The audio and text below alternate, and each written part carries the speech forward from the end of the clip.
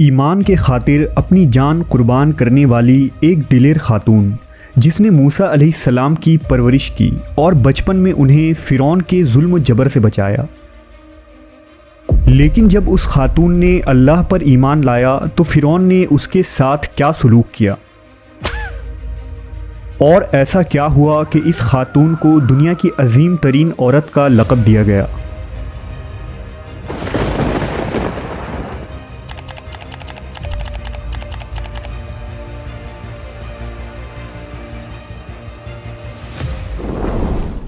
फ़िरौन मिस्र का एक जालिम व जाबिर बादशाह था। उसने मिस्र में आबाद कौम बनी इसराइल को ग़ुलाम बना रखा था और उन पर जुल्म के पहाड़ तोड़ता था। फ़िरौन नहायत ही मगरूर बादशाह था और ख़ुद को लोगों का खुदा और राज़िक कहलवाता था, लेकिन किसी में भी इतनी जुर्रत न थी कि फ़िरौन की मुखालफत कर सके। लिहाजा अल्लाह ने फ़िरौन के ख़ात्मे का इरादा किया तो बनी इसराइल में हज़रत मूसा अलैहिस्सलाम की पैदाइश हुई। जब मूसा अलैहिस्सलाम की पैदाइश हुई तो उन दिनों फ़िरौन ने अपने सिपाहियों को ये हुक्म दे रखा था कि बनी इसराइल में जो लड़का भी पैदा हो उसे कत्ल कर दिया जाए। लिहाजा इस मुसीबत व आफत के दौर में मजबूरन मूसा अलैहिस्सलाम की वालिदा ने आपको एक संदूक में रखकर संदूक को मजबूती से बंद कर दिया और उसे दरियाए नील में डाल दिया। दरिया से निकलकर एक नहर फ़िरौन के महल के नीचे बहती थी। अल्लाह की कुदरत ये हुई कि ये संदूक दरियाए नील से बहते हुए उस नहर में चला गया। उस वक्त नहर के किनारे फ़िरौन की बीवी आसिया बिनते मुज़ाहिम बैठकर नहर का नज़ारा कर रही थी। आसिया एक खूबसूरत और नेक दिल खातून थी और वो किसी बीमारी से शदीद तकलीफ़ में थी। फ़िरौन ने इसका बहुत कुछ इलाज कराया था मगर वो नाकाम रहा। कहते हैं कि काहिनों ने उसे बताया था कि ए फ़िरौन, हम पेशन गोई करते हैं कि इस दरिया में से एक आदमी तेरे महल में दाखिल होगा। अगर उसके मुंह की राल इस बीमार खातून के जिस्म पर मली जाएगी तो उसे शफा हो जाएगा। चुनांचा जब नहर में बहते इस संदूक पर आसिया की नज़र पड़ी तो उसने मुलाजमीन को उसे निकालने का हुक्म दिया।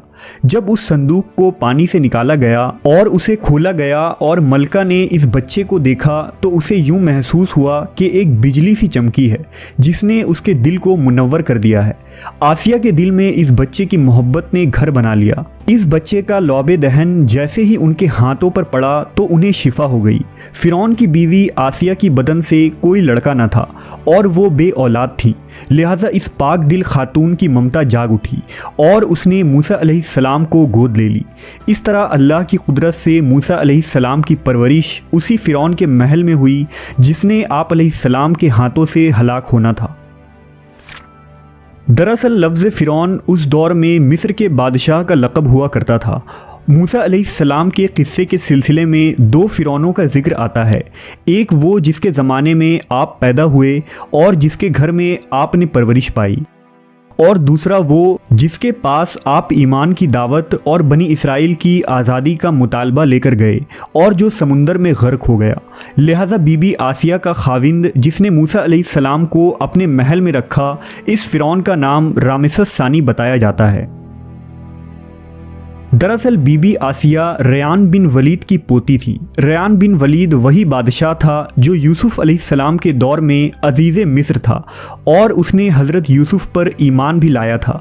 जब मिस्र पर क़िब्ती ख़ानदान की हुकूमत आई तो फ़िरौन ने अपनी ताकत के ज़ोर पर बीबी आसिया से शादी कर ली और उन्हें धमकी दी कि अगर उन्होंने शादी से इनकार किया तो उनके वालिदैन को कत्ल कर दिया जाएगा। लेकिन शादी के बाद भी अल्लाह ने हज़रत आसिया को फ़िरौन के शर से महफूज रखा और वो आप पर कादिर न हो सका। मवर्रखीन लिखते हैं कि अल्लाह ने फ़िरौन को नामर्द बना दिया था और बाज़ ने लिखा कि फ़िरौन को ऐसी बीमारी थी कि तबीबों ने उसे सारी उम्र सोहबत करने से मना कर दिया था। लिहाजा फ़िरौन कभी भी हज़रत आसिया के करीब ना जा सका। ये भी अल्लाह की एक हिकमत थी ताकि बीबी आसिया फ़िरौन के नापाक जिस्म से महफूज रह सके। बहरहाल हज़रत मूसा की परवरिश फ़िरौन के महल में किसी शाही फ़र्द या शहज़ादे के मानिंद हुई। हर तरह के आराम व आराइश आपके लिए दस्तयाब थे। लेकिन क़िब्तियों के दरमियान ज़िंदगी गुजारने के बावजूद मूसा अलैहिस्सलाम फ़ितरी तौर पर उनसे मुख्तलिफ़ किरदार के मालिक थे। हज़रत मूसा फ़िरौन के गुरूर व तकब्बुर और खुदाई के दावों को नापसंद किया करते थे और हमेशा तौहीद के मुताल्लिक वाज़ह बात किया करते, जो फ़िरौन और उसके दरबारियों को नागवार गुजरती थी। बहुत जल्द वो वक्त भी आ गया जब अल्लाह ने हज़रत मूसा अलैहिस्सलाम को नबूवत अता की और आप फ़िरौन के दरबार में इस्लाम की दावत लेकर तशरीफ़ लाए। उस वक्त फ़िरौन के मुतालबे पर जादूगरों और मूसा अलैहिस्सलाम के दरमियान सहर का मुकाबला हुआ, जिसमें हज़रत मूसा की असा हकीकी सांप में तब्दील हो गई और जादूगरों पर हक़ वाज़े हो गया कि ये अल्लाह के सच्चे रसूल हैं जिन्हें हमारी हिदायत के लिए भेजा गया है। जबकि फ़िरौन अपने अना और गुरूर पर कायम रहा और मूसा अलैहिस्सलाम के दावत का इनकार कर दिया। इसी दरबार में बीबी आसिया भी मौजूद थीं, लिहाजा आपने जब ये सनसनीखेज़ मंजर देखा तो आपके दिल में फ़ौरन हक़ का नूर चमक उठा और आप मूसा अलैहिस्सलाम पर ईमान ले आईं। बीबी आसिया फ़िरौन मिस्र की बीवी और मलका थी। आपके पास माल और दौलत की कसरत थी, लेकिन इसके बावजूद आप गुरूर और तकब्बुर का शिकार नहीं थी, बल्कि आपका दिल गरीबों की मोहब्बत से सरशार और उन पर शफ़क़त और मेहरबानी के जज्बे से मामूर था। आप दिल खोल कर उन पर सदका और खैरात किया करती।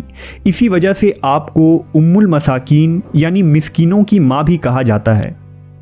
चूँकि बीबी आसिया अपने शौहर रामेसस के मजालिम को भी खूब जानती थीं, इसलिए अपने ईमान का इजहार न किया। आप छुप छुपा कर एक अल्लाह की इबादत किया करती और अल्लाह से ये दुआ करती कि ए अल्लाह, मुझे फ़िरौन और उसके अमल से निजात दे, मैं उसके कुफरिया हरकतों से बेजार हूँ। हज़रत आसिया खुफिया तौर पर मूसा अलैहिस्सलाम के खुदा की इबादत करती और दुआ व इस्तिग़फ़ार में मशगूल रहती। यहाँ तक कि फ़िरौन को एक दिन आपके ईमान लाने की खबर हो गई। उसने एक रोज़ अपने दरबारियों से कहा, क्या तुम लोगों को मेरी बीवी की कुछ खबर है? तुम लोग उसके मुताल्लिक क्या जानते हो? सब ने बीबी आसिया की बड़ी तारीफ़ की और उनकी भलाइयाँ बयान की। फ़िरौन ने कहा, क्या तुम लोगों को नहीं मालूम वो मेरे सिवा दूसरे खुदा को मानती है? लिहाजा फ़िरौन ने हज़रत आसिया को दरबार में बुलाया और उनसे दरियाफ्त किया कि तू किसे अपना माबूद मानती है। हज़रत आसिया ने दिलेरी और जज्बा ईमानी से जवाब दिया कि मैं मूसा के रब पर ईमान रखती हूँ, जो मेरा, तेरा और हम सब का खुदा है।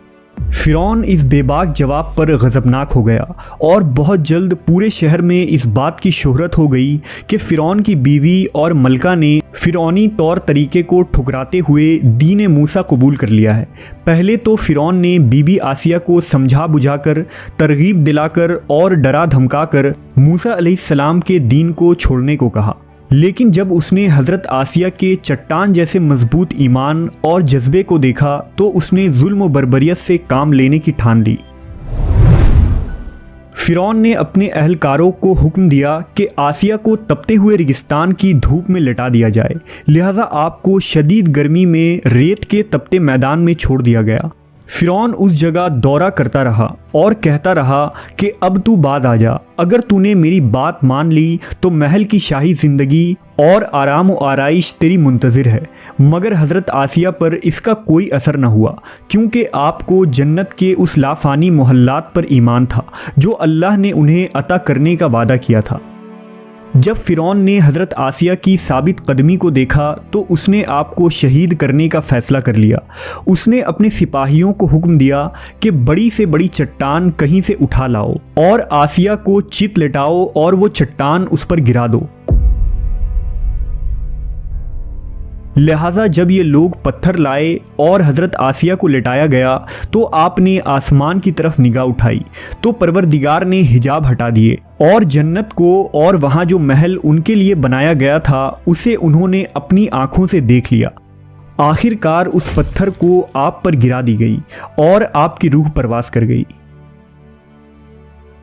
हज़रत आसिया के फ़ज़ाइल अहादीस मुबारका में कुछ इन अल्फाज से आए हैं कि रसूल अल्लाह सल्लल्लाहु अलैहि वसल्लम ने फरमाया, मर्दों में से तो बहुत से दर्जा कमाल तक पहुँचे, लेकिन औरतों में से सिवाय फ़िरौन की बीवी आसिया और ईसा अलैहिस्सलाम की वालिदा मरियम बिनते इमरान के और कोई औरत दर्जा कमाल तक नहीं पहुँची। इस तरह एक और रिवायत में आता है कि आप सल्लल्लाहु अलैहि वसल्लम ने फरमाया, जन्नती औरतों में सबसे अफजल खदीजा बिनते खवेल्द, फ़ातिमा बिनते मोहम्मद और फ़िरौन की बीवी आसिया बिनते मुज़ाहिम और ईसा अलैहिस्सलाम की वालिदा मरियम बिनते इमरान है। एक रिवायत में आता है कि बीबी आसिया का निकाह जन्नत में हज़रत मोहम्मद सल्लल्लाहु अलैहि वसल्लम से होगा। लिहाजा रिवायत है कि रसूलुल्लाह सल्लल्लाहु अलैहि वसल्लम ने फरमाया, जन्नत में मेरा निकाह मरियम बिनते इमरान, मूसा की बहन कुलसूम और फ़िरौन की बीवी आसिया के साथ होगा।